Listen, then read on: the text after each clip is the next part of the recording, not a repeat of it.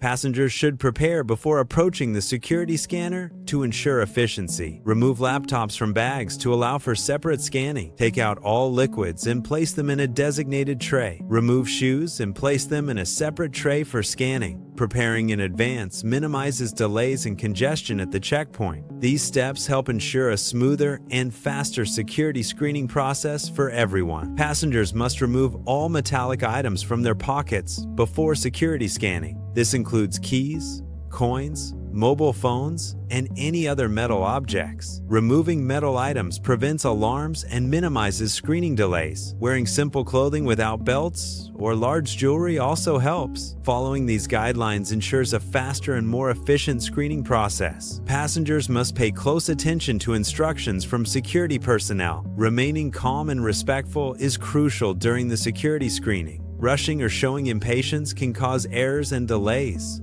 A composed attitude helps ensure a smoother process for everyone. Cooperation enhances efficiency and reduces potential issues. Following guidelines contributes to a better overall experience.